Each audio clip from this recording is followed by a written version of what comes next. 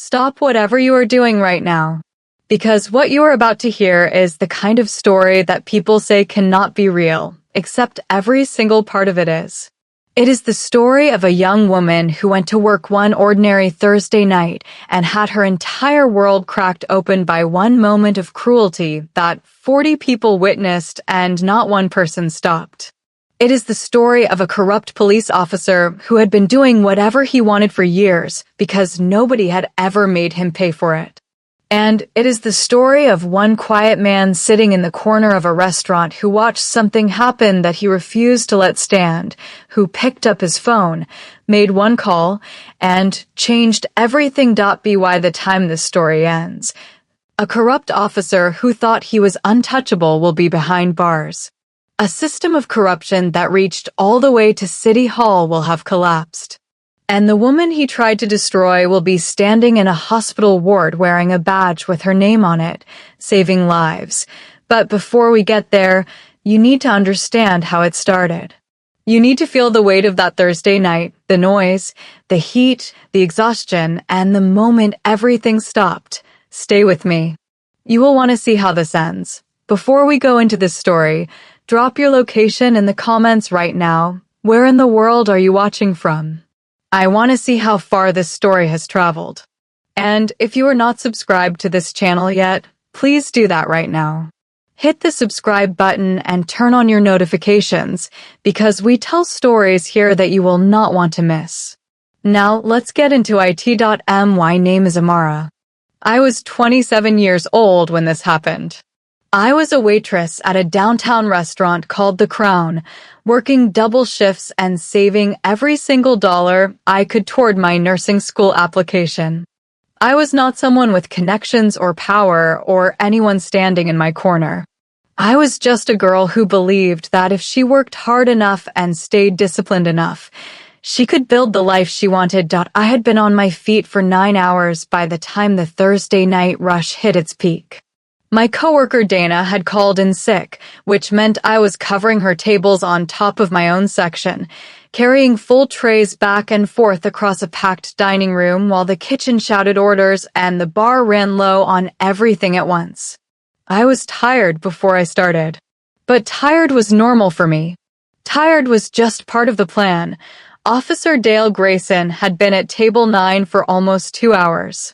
He came in alone, ordered the most expensive steak on the menu, and had been drinking bourbon steadily since he sat down. I could smell it from 3 feet away every time I passed. He was the kind of loud that happens when someone has been drinking and wants everyone around them to know they are the most important person in the room. He had already snapped his fingers at me twice to get my attention. I ignored both times. Snapping fingers at a person is not how adults ask for service. I was carrying a full tray, 4 water glasses, and a full pitcher when he pushed his chair back suddenly without looking behind him. I turned fast to avoid colliding with him. 1 glass tipped. Water spilled across his sleeve. It was an accident.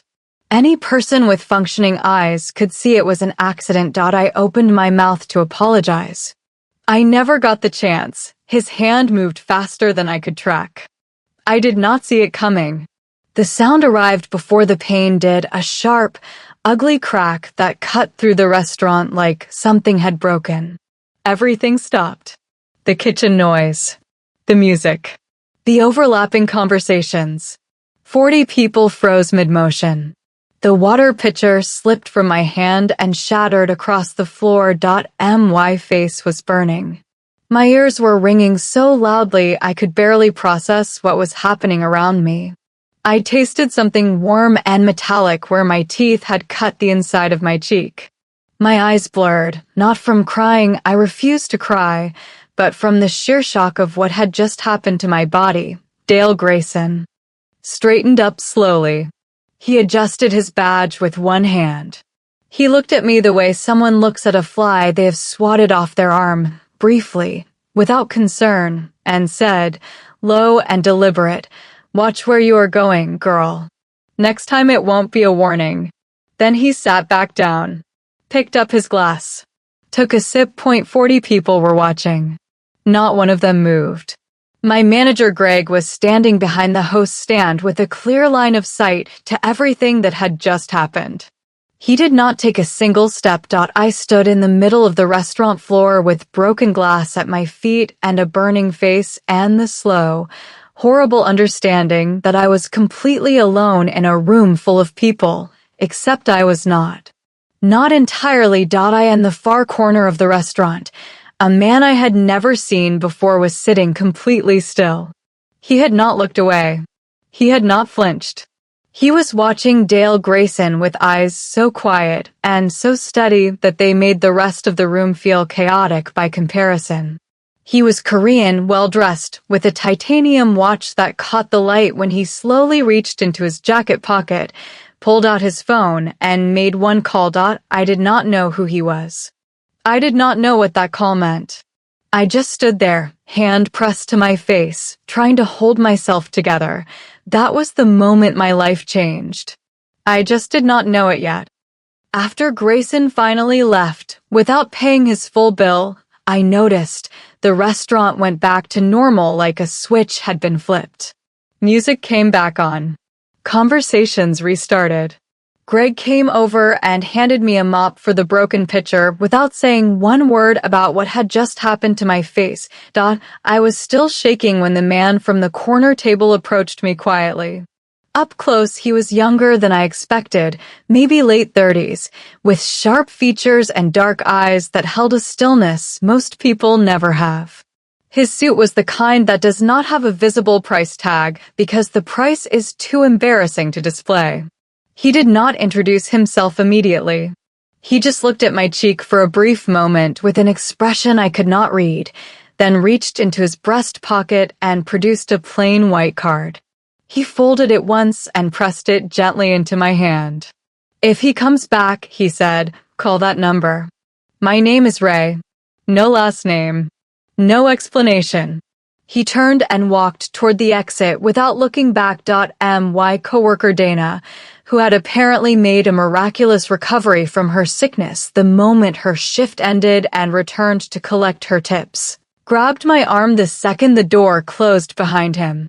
"Amara, do you know who that is?" I looked at the card.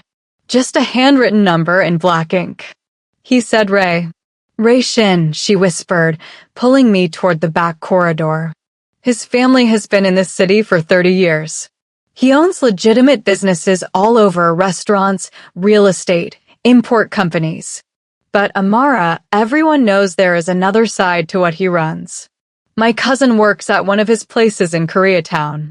She says Ray Shin is the kind of man that powerful people are careful around." I stared at the card in my hand. It was a small rectangle of white cardstock that felt significantly heavier than paper should feel. I did not call that night. I tucked the card into my apron pocket and told myself I would not need it. That Grayson was one drunk officer on one bad night. That the worst was over. I told myself all the things people tell themselves when the truth is too large to look at directly. I came in the next morning for my opening shift and knew immediately that something was wrong. Greg was standing near the back office with his arms crossed and his eyes pointed carefully away from mine. That was not normal for Greg. Greg maintained eye contact as a management strategy. When he stopped doing it, it meant he was preparing to say something shameful. He pulled me into the office and closed the door behind us. "Amara, the restaurant will not be filing an incident report regarding last night." I waited for the explanation. He offered none. "Greg, a police officer struck me in front of 40 customers. Officer Grayson is a long-standing patron of this establishment." He said it in the tone of a recorded message. When law enforcement is involved, these situations become complicated. The ownership has made its decision. "And the security footage?" I asked. Something moved across his face. Guilt, most likely, wearing the mask of inconvenience. The cameras in that section were not functioning correctly last night. I knew those cameras worked.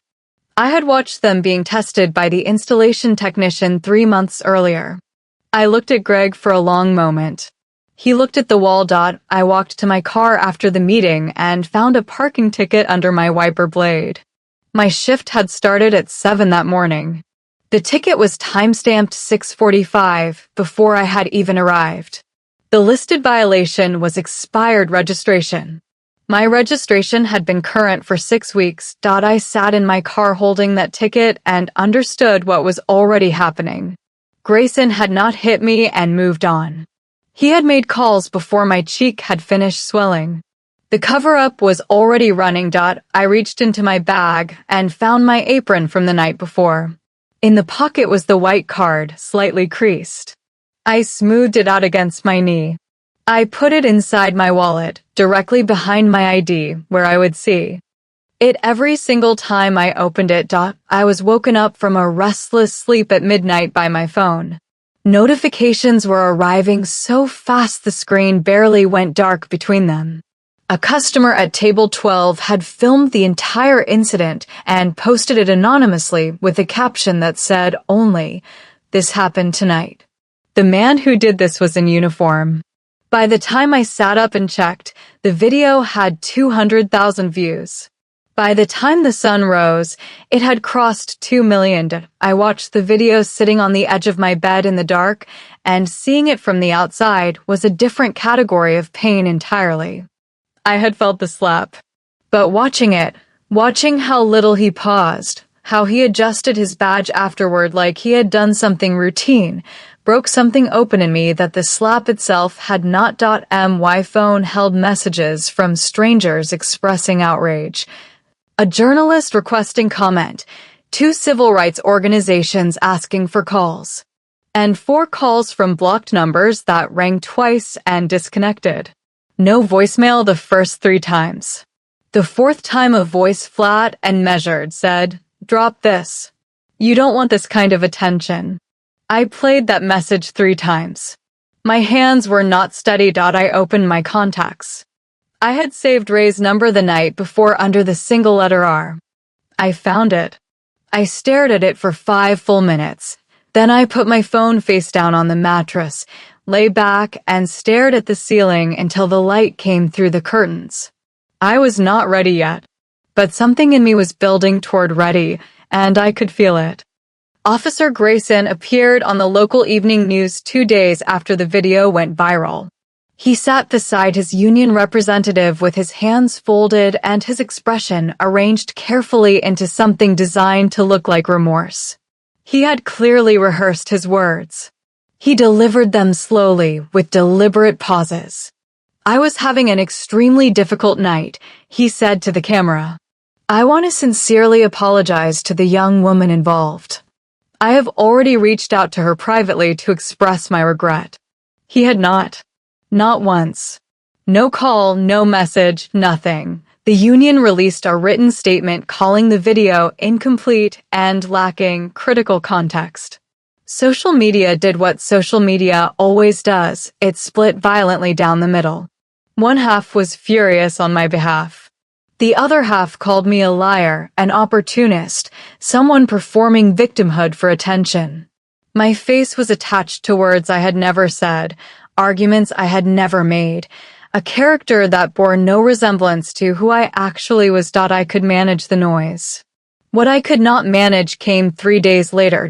I logged into my nursing school application portal, something I checked every week with the quiet, slightly embarrassing hope of someone who wants something very badly, and found a new notification. My professional reference letter, submitted by the Crown's owner, Mr. Hargrove, had been withdrawn. No explanation provided. Simply gone. That reference letter had taken me 3 months to request, follow up on, and finally receive. Without it, my application was officially incomplete. Without a complete application, there was no nursing school. Without nursing school, there was no plan. Just the diner and the double shifts and the parking tickets and Dale Grayson's face on television manufacturing tears. He did not mean. I sat at my kitchen table and did not move for a long time. Then I reached into my wallet, pulled out a slightly crumpled white card, and called the number. Ray picked up on the first ring. His voice was calm and unhurried, the way someone sounds when they have been expecting a call and are not remotely surprised it came. "I was wondering when you would call," he said. Not unkindly, just honestly. "I need help," I said. My voice came out smaller than I intended. "I know," he said. "Tell me everything." I talked for almost an hour. Ray said almost nothing. He did not interrupt or redirect or try to rush me to the part that concerned him most. He simply listened with a quality of attention I had rarely experienced, the kind that makes you feel like every word you say is landing somewhere and being stored carefully. When I finally finished, there was a brief silence on the line. Then, "Your reference letter will be back in your portal by tomorrow morning. The parking tickets will be removed from your record by the end of this week. And Officer Grayson will not approach you again, not because I will threaten him, but because he will come to understand what approaching you would cost him." I asked him how he could promise any of that. "Because I've been building a file on Dale Grayson for 14 months, he said, with no drama in his voice at all. "He is not a man who made one mistake on one difficult night. He is a man who has repeated the same abuses for years and has never once faced a consequence. You are not his first victim, Amara. You are simply the first one the entire world was watching." The words settled over me like cold water. There were others. I had been so consumed by my own pain and my own fear that I had not stopped to ask who came before me. And now the answer existed somewhere just beyond this phone call, in a file 14 months in the making, and it changed the entire shape of what I thought this situation was. "How many?" I asked. "My investigator will meet you tomorrow morning. Her name is Sarah. She will explain everything." A brief pause. "Try to sleep tonight, Amara. Tomorrow, things begin to move." He hung up. I sat in my kitchen for another 20 minutes before I could make myself stand. Not from grief this time. From something harder and more purposeful beginning to take shape inside me. Something that felt, cautiously and carefully, like the beginning of real anger pointed in a useful direction. Sarah met me the next morning at a small coffee shop 2 blocks from my apartment. She was Korean, around 40, with reading glasses pushed up on her head like she kept forgetting they were there. She was already seated when I arrived, with a manila folder placed in front of the empty chair across from her. She introduced herself, slid the folder to me, and said simply, "Take your time." Inside were 4 names. 4 women. 3 Black, 1 Latina. 3 years of incidents involving Dale Grayson that had never been investigated, never been reported in the news, and never resulted in any form of discipline or consequence for him. 1 woman had lost her job after her employer received an anonymous misconduct complaint filed, according to Sarah's documentation, from an account linked to Grayson. 1 had been arrested on a possession charge 2 weeks after she filed a formal complaint against him. The charge was eventually dropped, but the arrest remained on her record. 1 had moved out of state. 1 had been threatened so directly and so personally that she stopped speaking about it to anyone at all. Not one of them had gotten justice. I closed the folder. My chest felt like something heavy was sitting on it. "Every one of these women is willing to come forward," Sarah said quietly, "if someone goes first. Someone willing to stand in front of them and hold the door open." She looked at me steadily across the table. "They have been waiting for that person." I looked down at the closed folder. For women who had carried this alone because there was no one to carry it with them. "Tell them I will go first," I said. Ray moved quickly once I agreed. Sarah coordinated everything with precise, quiet efficiency, witness statements, documentation. A meeting with a civil rights attorney named Mr. Cole, who specialized in police misconduct cases and agreed to represent all 5 of us without charging a fee.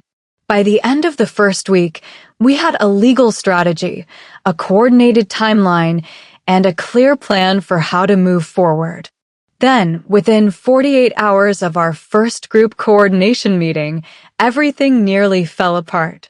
Grayson's personal attorney sent a cease and desist letter to one of the four women, a quiet, careful woman named Bree, who had never spoken publicly about her experience and whose involvement in our case had not been disclosed anywhere outside our small circle. The letter contained specific details that were not public knowledge, details that could only have come from someone who knew exactly what we were doing and who was involved. Someone in our circle had passed information to Grayson's team. I called Ray the moment Sarah told me. He was quiet for a moment on the other end of the line. Then, calmly, from this point forward, nothing passes beyond you and me. No group messages. No shared documents outside of attorney-client communication. Tell no one what the next step is before it happens. Who was it? I asked. Who told them? A pause. Longer than his usual pauses. Someone who no longer has access to anything relevant, he said. Ray. Who was it? It has been handled, Amara. I sat with that answer for a long time after we hung up. I understood that Ray operated in a world where problems were resolved in ways I would never fully see or fully know. I had to decide, sitting in my kitchen in the quiet of that evening, whether I could accept that. Whether I could move forward with a man whose methods I did not always understand, toward a goal I believed in completely. I decided I could, because the alternative was stopping. And stopping was no longer something I was capable of. I should have anticipated what came next. When you come for powerful people, they do not simply defend themselves, they attack. And they go for whatever is softest. A tabloid website published a story 4 days after the cease and desist incident. The headline was ugly and deliberately constructed. Viral waitress has criminal past. Was she the real aggressor? The story referenced a shoplifting charge from when I was 19 years old.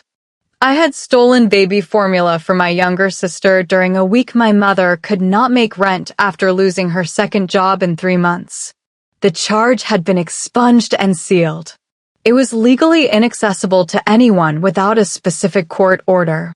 Someone had accessed a sealed juvenile record to weaponize it against me. That was itself a crime. But that did not prevent the damage from spreading before anyone could stop it. By that evening, the conversation online had shifted. People who had supported me loudly for days were suddenly asking questions. Comment sections filled with doubt. And 2 days later, my nursing school sent a formal email informing me that my application was being placed under administrative review pending clarification of background information. I read that email 3 times. The words blurred slightly each time. I called Ray at 2 in the morning. He answered without hesitation, and I knew from the alertness in his voice that he had not been sleeping. I know about the article, he said before I could speak. I know about the records. And I know who accessed them. I feel like the ground keeps shifting, I said honestly. Every time I find my footing, something else moves. I know. His voice was steady in a way that, strangely, made my own breathing slow. But listen to what this actually means. They are doing this because they are scared. People who are winning do not do things like this. This is what desperation looks like when it is running out of options. A pause. Do you trust me? He asked. I thought about Bree's cease and desist letter. I thought about my sealed record torn open like it was nothing. I thought about 4 names in a folder and a woman named Dee who had kept a threatening voicemail for 3 years because she had nowhere safe to take it. I am trying to, I said. That is enough, he said. Keep trying. Ray asked me to meet him in person the following afternoon, not at a restaurant, but at a quiet room above one of his legitimate businesses, a real estate firm in the business district. The space was simple. A table, chairs, windows overlooking the street below. He sat across from me and folded his hands on the table like a man who had been rehearsing how to say something difficult. I need to tell you the real reason I stepped in that night, he said. I waited. For years ago, my younger sister was pulled over during a routine traffic stop. She was nervous, her English was still developing then, and the officer became aggressive when she could not answer his questions quickly enough. He grabbed her. She filed a report the following day. He paused. His jaw tightened slightly. 2 weeks later, her visa status was flagged with an administrative error that no one could explain or trace. Within 3 months, she had been deported. Another pause. The error was not an error. The officer received a commendation that same year. The room was very quiet. I spent 2 years after that building intelligence on every corrupt officer operating in this city, he said. Not for revenge. For the right case, one where the evidence was solid enough and the public moment significant enough to create real, lasting consequences. He looked at me directly. You're that case. Not because I selected you. Because Grayson chose you in front of 2 million witnesses and handed me exactly what I had been waiting for. I understood then what I was really standing inside of. This was not just my story. It was Ray's sister. It was Bree and Luz and Cora and Dee. It was everyone Grayson had ever touched and walked away from clean. Then let us make it count, I said. Ray's plan was precise and deliberate. Sarah walked me through it over 2 hours at her office, speaking in the careful, measured tone of someone who had thought through every possible variable. They were going to create a controlled leak. Specific false information that I was close to accepting a private settlement and signing a non-disclosure agreement would be introduced through one particular channel. The only channel that the person who had been feeding information to Grayson's team had access to. If that person passed this information again, Grayson would believe the case was winding down quietly. He would feel safe. He would relax. And a relaxed Grayson, Ray believed, would become a careless Grayson. A careless Grayson would come to me directly. He would want to feel his victory in person. I understood the plan. I also understood what it required from me, that I become the bait at the end of the line and wait. For days later, Grayson walked into the Crown during my afternoon shift with 2 officers flanking him. No paperwork. No formal reason for being there. He waited until the floor traffic thinned, then followed me into the back hallway near the storage room. He wrapped one hand around my arm with a grip that was meant to be felt and spoke quietly and specifically into my face about what would happen if I did not sign the documents his lawyers were sending by Friday. He used the word consequences twice. He smiled while he said it. He did not know about the wire I was wearing beneath my uniform. He did not know that Sarah was sitting at table 4 with a direct sight line to the hallway entrance. He did not know that 3 cameras, installed 2 days earlier, positioned at angles invisible from where he was standing, had captured every single word and every detail of his grip on my arm. He had just threatened a witness. On tape.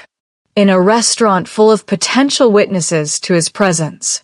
When he finished, I looked at him for a moment. Thank you, Officer Grayson, I said steadily. Have a good afternoon. His eyes narrowed, but he left. Ray did not release the recording publicly. That surprised me.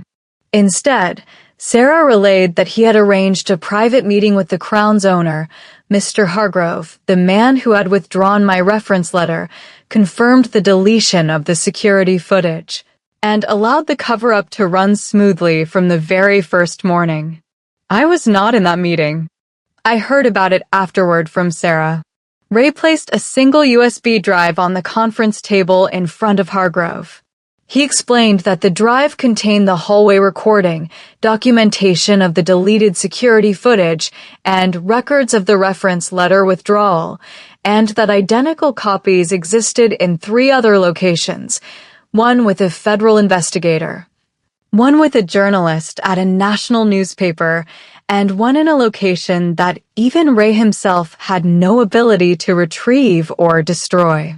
Then he stood to leave. Dale Grayson is finished, Ray told Hargrove before walking out. The only question remaining is whether your name appears in this story as someone who enabled him or as someone who helped expose him. You have until tomorrow morning. Hargrove called his personal attorney that same night. By 8 the following morning, he had formally agreed to cooperate. He confirmed the security footage had been deleted at Grayson's direct request the morning after the incident. He confirmed Grayson had called him personally. He confirmed everything we needed him to confirm. Sarah called me with the news, and I sat completely still for a long moment. What happens now? I asked. Now, she said, we stop playing defense. But just as I started to feel the ground stabilizing beneath me, Grayson made a move that took away every bit of air in my lungs. I received a call at 11:45 at night from a number I did not recognize. A woman's voice, shaking so badly I had to press the phone hard against my ear to understand her words. It was Bree. Her voice broke on the first sentence. My younger brother Kevin had been arrested an hour earlier. Possession charge. Grayson's unit. I felt the bottom of my stomach drop completely away. Kevin was 22. He worked at an auto repair shop 2 blocks from his apartment and had been clean for 2 years after a rough stretch in his late teens. He was careful. He was quiet. He did not use. And Grayson's officers had reportedly found drugs in his jacket during a stop 2 blocks from his workplace. It was planted. I knew it without a single moment of doubt. I called Ray before I had finished the call with Bree. He answered in 2 rings. My voice was not steady, and I did not try to make it so. Kevin was arrested, I said. Grayson's unit. It is planted, Ray. He has been clean for 2 years. This is completely planted. I know, Ray said. And the absolute absence of panic in his voice was the only thing keeping me from completely losing control. Listen to me carefully. Kevin will be out by morning. I promise you that. But Amara, what Grayson just did is a federal crime. He tampered with a witness by targeting her family. He did not intimidate you. He handed us something we could never have manufactured ourselves. My brother is in a cell right now, I said. My voice cracked on the last word. A pause. Quiet and genuine. I know, Ray said softly. I am sorry. I am working on it right now as we speak. I hung up and sat on the floor of my kitchen with my back against the cabinet and my knees pulled to my chest and waited for morning to come. Kevin walked out of the county courthouse at 6:53 in the morning.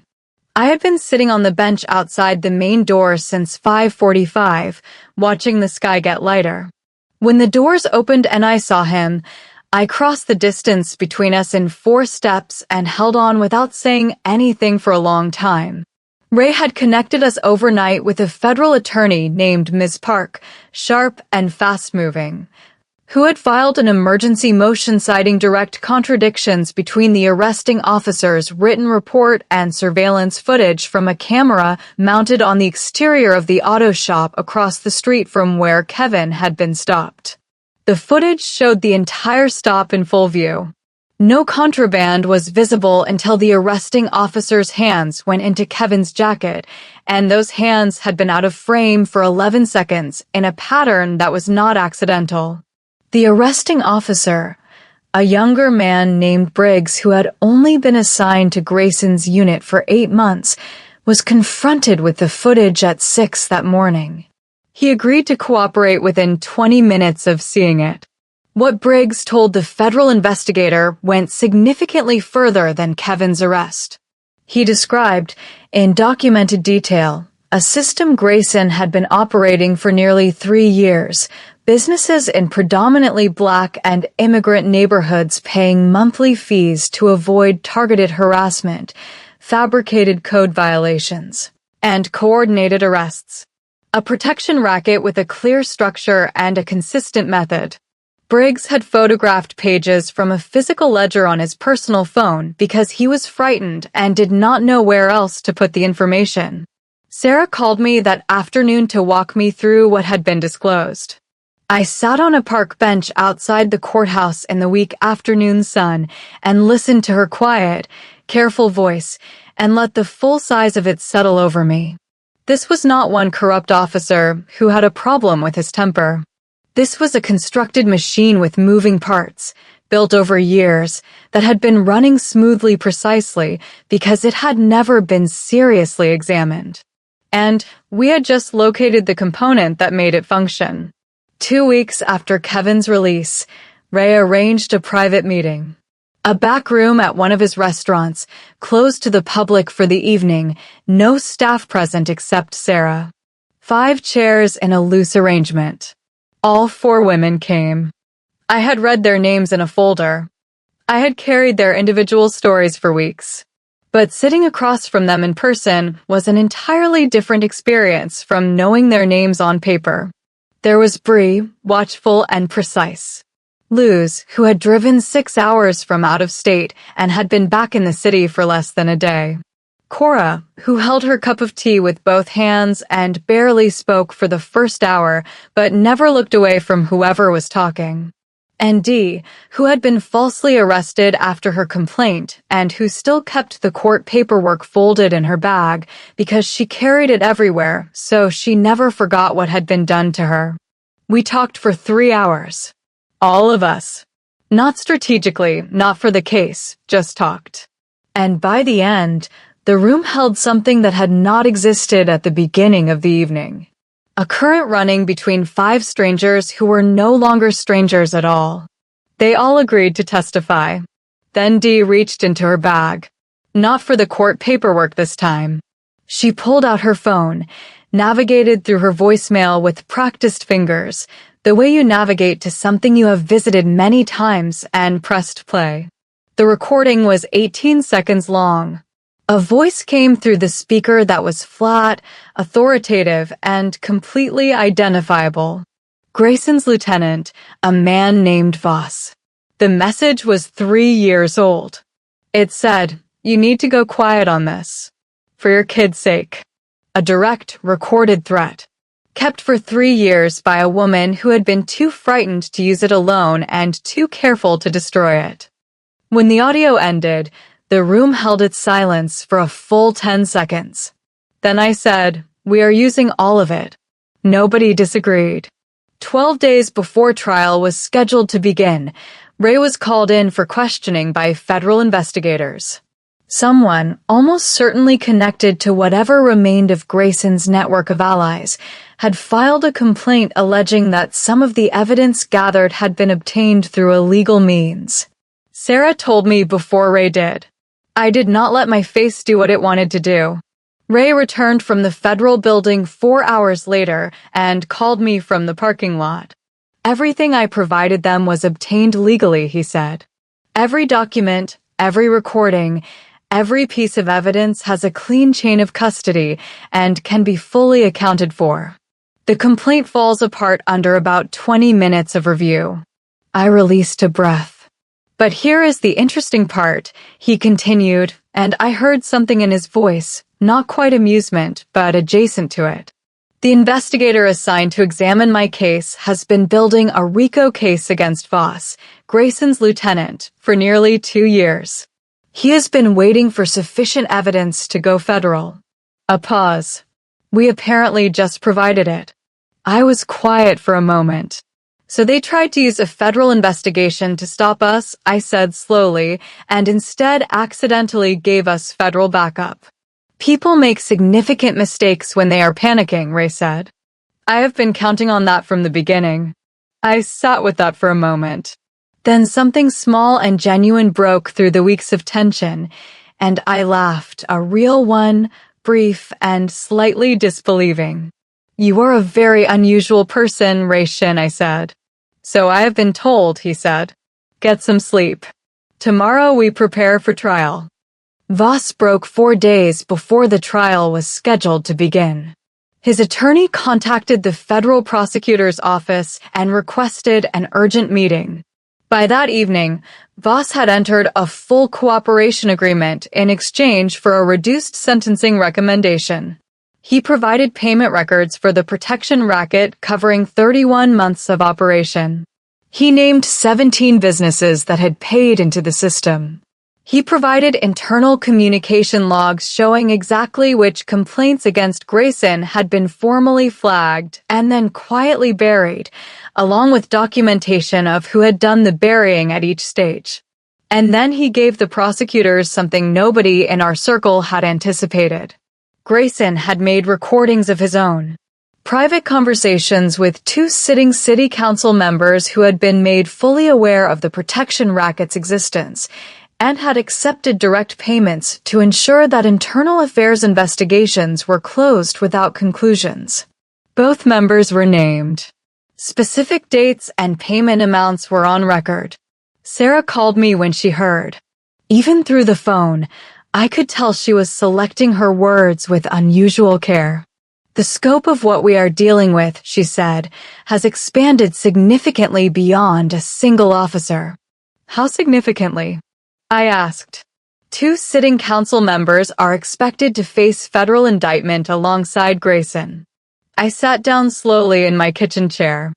I had come into this as a waitress with a swollen cheek and a crumpled white card in her apron pocket.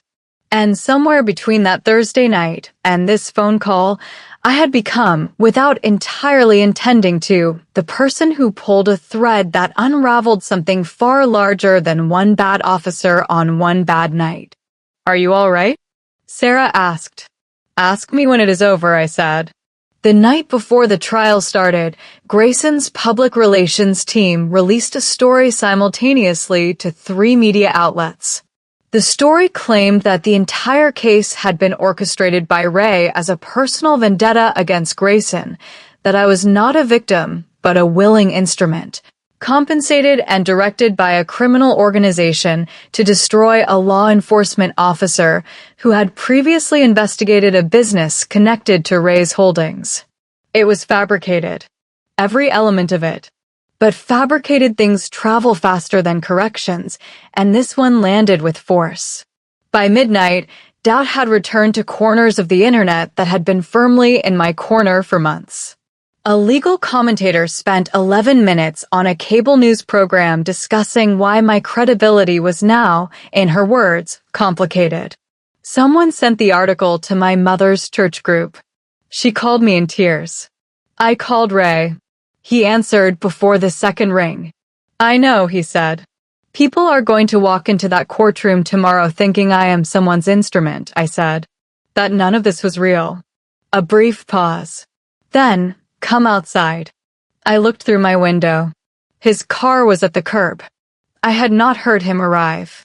I went downstairs and got in the passenger seat, and we drove to the waterfront and sat in the parked car without turning the engine off or opening the doors. We did not talk about the article or the trial or the strategy.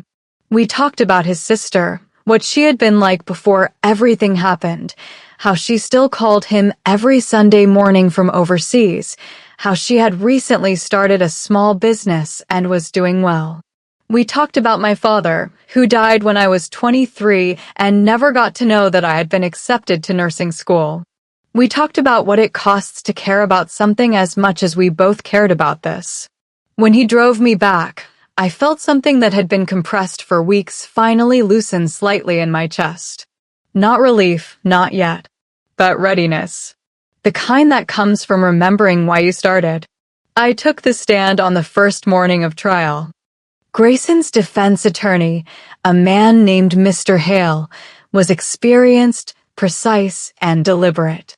He questioned me for 3 hours and 20 minutes. He introduced the expunged record. He questioned my professional relationship with Ray. He suggested the stress of the incident had affected the reliability of my memory. He rephrased the same core questions in different arrangements, approaching them from different angles, searching for an inconsistency he could use. I answered every question directly, clearly, and without embellishment. I had told the truth from the beginning, and the truth does not require maintenance. It simply requires repetition. Then the prosecution played the hallway recording. The courtroom went completely quiet. Grayson's voice came through the audio system, calm, specific, deliberate, detailing exactly what would happen to me if I did not sign documents by Friday. Every word was clear. Every threat was audible. The specificity of it made it worse, not better. This was not a man who lost his temper. This was a man who planned. Grayson sat at the defense table with his hands flat and his face controlled. But his attorney had stopped writing notes. The judge called a brief recess. During it, Sarah sent me a text that contained only one sentence. Torres just asked to speak with the prosecution. Torres was one of Grayson's listed character witnesses, an officer who had served alongside him for 6 years and had been prepared to speak to his professional conduct and personal integrity. He switched sides during the recess. He had been present during conversations he had never previously disclosed. He told the prosecution team quietly in the hallway. He was willing to testify to what he had heard. For the prosecution, I read Sarah's message twice, looked up at the courthouse ceiling, and breathed slowly and carefully, the way you breathe when something you have been holding for a long time finally begins to release. The city council members resigned on the third day of trial. They did it simultaneously, 40 minutes apart, through separate press conferences held at separate locations, a detail that told you everything you needed to know about how much they trusted each other. Each blamed the other for being the primary architect of the arrangement. Neither accepted full responsibility. Both confirmed, by the mere act of resigning under federal investigation, that the corruption had been exactly as documented. The city broke open in a way that felt both enormous and long overdue. Protesters gathered outside City Hall. National news trucks lined the block outside the courthouse. My name was attached to a story that had grown far beyond what happened to me on one Thursday night. It had become a story about what this city had allowed to happen for years, who had benefited from that permission, and who had paid the price in silence. My photograph appeared on the front page of 3 newspapers, but not the photograph of me in my work uniform with a swollen cheek. This time it was a photograph taken outside the courthouse, me standing straight and looking directly into the camera, Bree standing beside me, both of us composed and present. That evening, Dee called me. She had been watching the coverage and she was crying, but not the way people cry from grief. She said her daughter's name twice before she got the sentence out. Her daughter was 14. She had watched the news coverage after coming home from school. She said, "Mama, that lady looks like us and she is winning," Dee told me. Her voice was full and unsteady. I just needed you to hear that. I hung up and sat with those words for a long time. Long enough for the tears to arrive and pass, and for something quieter to settle into the space they left behind. Grayson took the stand on the 4th day of trial. His attorney had advised against it. Sarah learned this from a courthouse source that afternoon. But Grayson was a man who had operated without consequences for so long that he had confused that pattern with a permanent condition. He believed he could talk his way through anything. He had done it before. He spoke with visible confidence for the first 40 minutes. Then the prosecution began cross-examination. They walked him through a precise timeline, his claimed location, at a specific time, on the night a key piece of evidence had been gathered. He answered without hesitation. He had clearly prepared this section of his testimony carefully. The prosecutor then played a timestamp from a parking garage security camera that placed his vehicle 4 miles from the location he had described, at the exact time he had described being there. Grayson's answer shifted. He said he might be misremembering the specific date. The prosecutor offered him a second date. His answer shifted again. By the third contradiction, Grayson's own attorney had stopped objecting to the prosecution's questions. The jury watched him rearrange his own testimony in real time, and you could see the change on their faces, not outrage, but something colder. The moment when 12 people simultaneously stopped believing a person. At the lunch recess, a rumor moved through the courthouse that Grayson's legal team was in conversation about a potential plea arrangement.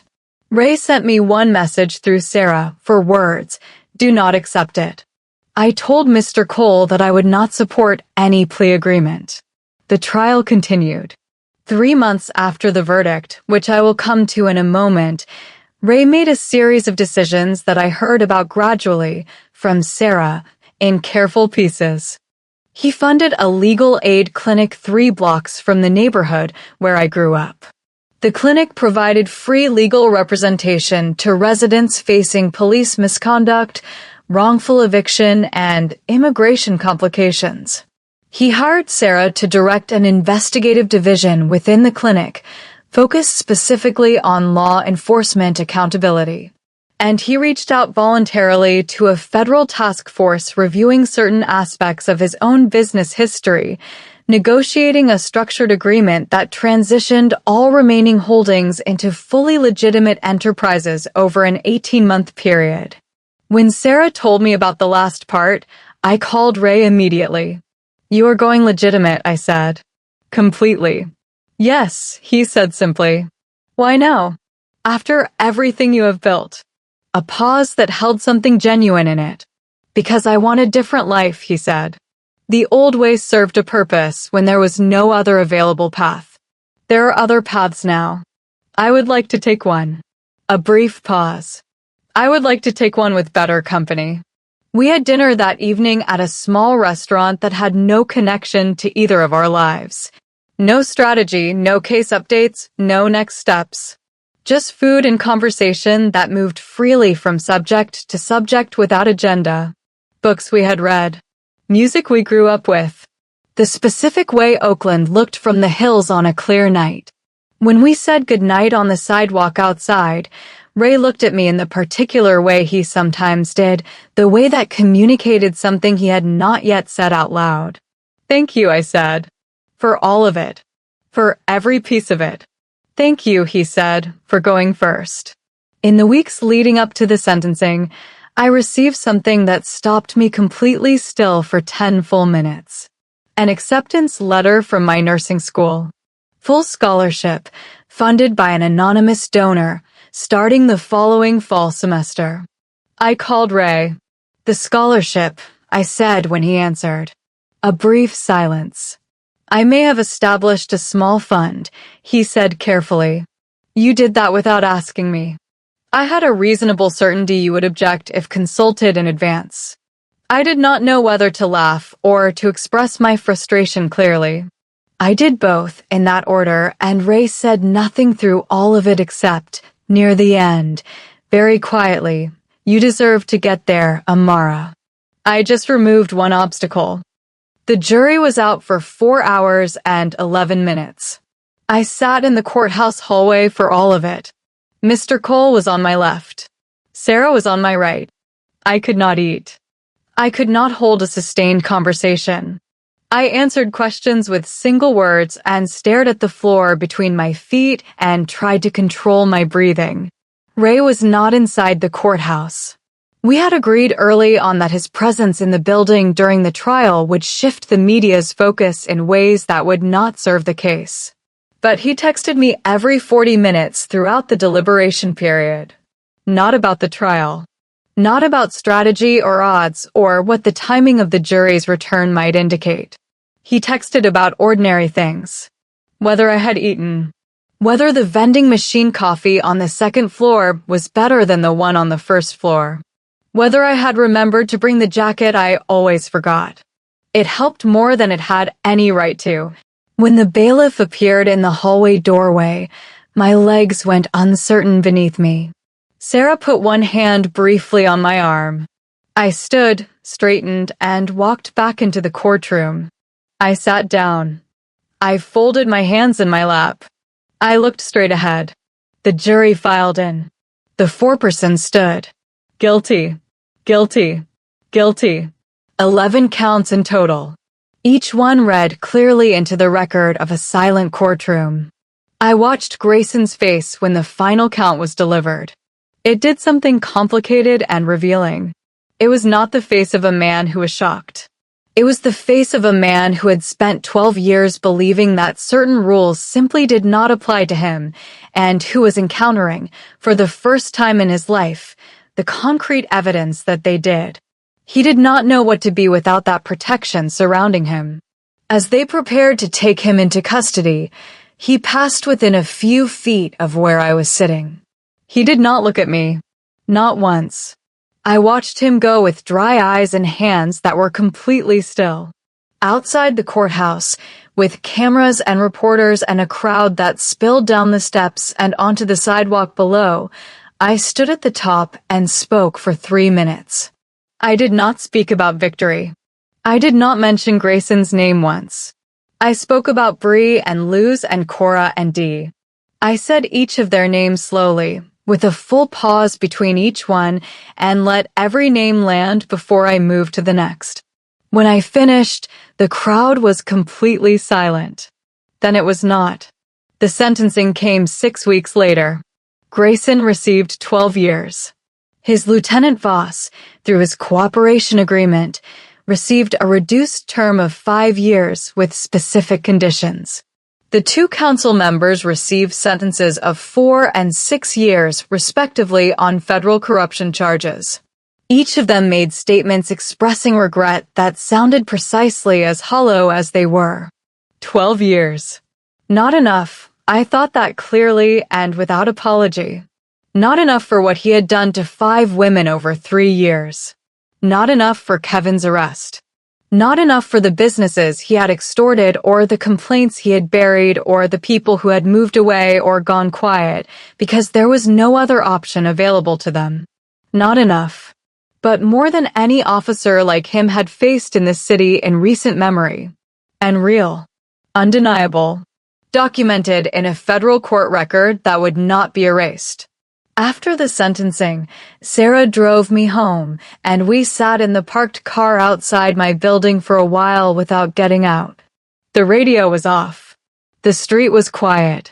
"How do you feel?" she asked finally. I thought about it honestly before I answered. "Like it is over," I said. "And like it is not enough." Both at the same time. She nodded like that made complete sense. Because it did.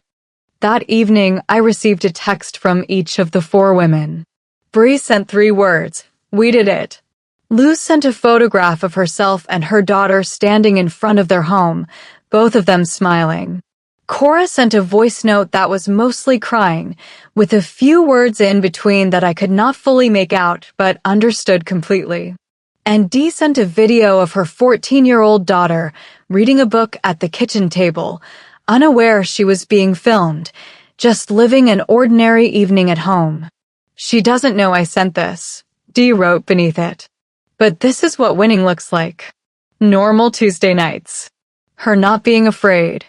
I watched that video 4 times. Ray came by that evening. We sat on the small balcony of my apartment with takeout containers between us and the city spread out below. He did not try to make the evening feel larger than it was. He did not make speeches or offer conclusions. We just ate and talked and let the day be what it was. At some point I said, "I keep waiting to feel finished." "You are not finished," he said. "You are free." Those are different things. Finished would mean it ends with Grayson. Free means it ends with you. I looked at him in the particular way I had started to look at him, the way that had been building for months without either of us naming it, and said, "You are a very specific kind of person, Ray Shin." He looked back at me the same way. "So are you, Amara." We stayed on the balcony until well past midnight. The city stayed lit the whole time, doing what cities do, holding everything at once, the broken parts and the beautiful parts, the things that needed fixing and the people quietly fixing them. I was one of those people now. I had not planned for that. But I was not sorry for it. Not even slightly. 14 months after the night Dale Grayson raised his hand in a crowded restaurant and changed the direction of my life, I walked through the double doors of Riverside General Hospital's community health ward for my first official shift as a registered nurse. My mother was in the waiting room with a tissue pressed to her eyes before I had even disappeared from view. My brother Kevin was in the lobby taking photographs on his phone and sending them to every relative who had ever doubted either of us. Sarah was in the parking lot, leaning against her car and looking at her phone. She told me she was checking emails. I had long since stopped pretending not to recognize what that meant. I had also long since stopped minding it. Ray was not there.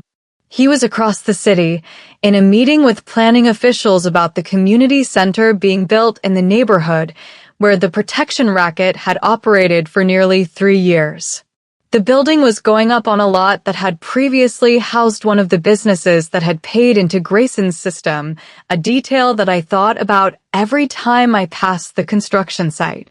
Something good, built on the exact ground where harm had been done. That felt right to me. That felt like the only honest way to use a space like that. My phone buzzed as I was clipping my badge to my uniform. How does it feel?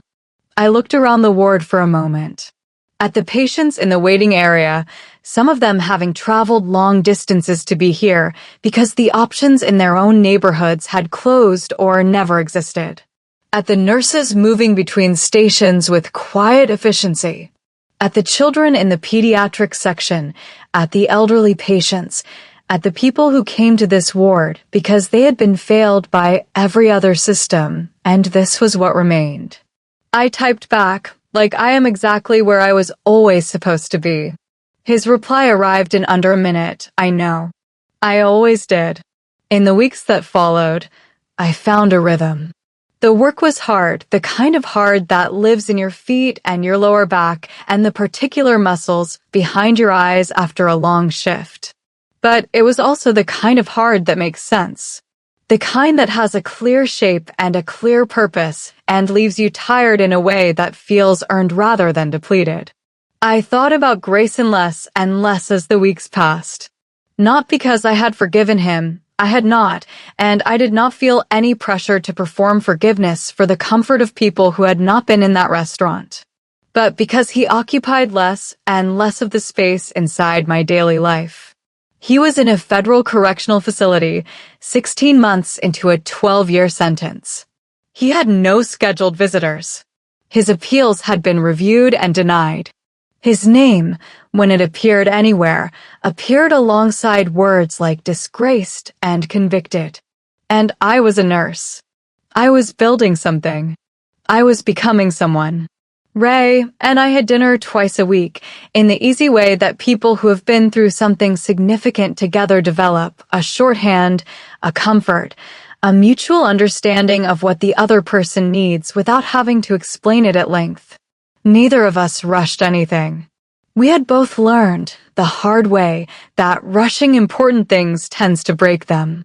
One evening, sitting in a restaurant that had nothing to do with either of our histories, he said something I have thought about many times since. I used to believe that justice was something you seized, he said. That you had to take it because it was never handed to you. And that is still partly true. Nobody hands you anything in this world. He paused, in the way he paused when he was choosing words precisely. But what you showed me is that seizing it is not enough by itself. You have to build something in its place. Otherwise, all you have is the empty space where the wrong thing used to be. I looked at him across the table. You're building, I said. We both are, he said. The community center opened 8 months after the sentencing. Ray funded the construction. I sat on the advisory board for its health services division. Sarah directed the legal aid clinic operating out of its ground floor. Bree, Luz, Cora, and Dee each attended the opening, the first time all 5 of us had been in the same room since the private meeting where Dee had played that voicemail. We stood together in the new building and looked around at what existed now in the space where something broken used to run, and nobody said very much, because there was not much that needed to be said. That is what justice looks like, I think. Not a courtroom moment or a headline or a verdict being read into the record of a silent room, though all of those things matter. Justice looks like a building where people can get help they couldn't afford before. It looks like a nurse on the community health ward who knows from personal experience what it means to be failed by a system and to keep going anyway. It looks like 4 women who no longer carry their stories alone. It looks like a brother who goes to work every morning at an auto repair shop 2 blocks from his apartment, clean and steady and unbothered. It looks like a Tuesday morning where you wake up and do not think about the person who tried to destroy you until sometime in the afternoon, and then only briefly, and then not at all. I was slapped in front of 40 people who looked away. One man looked back. He picked up his phone and made one call. And I became a nurse. I became a woman who stands in front of others and holds the door open. I became everything that slap was supposed to stop. That is the story. Every word of it is true. If this story reached something in you, if Amara's courage, Ray's quiet loyalty, and the long road to real justice kept you here until this final line, then you already understand what this channel is about. We tell stories that matter.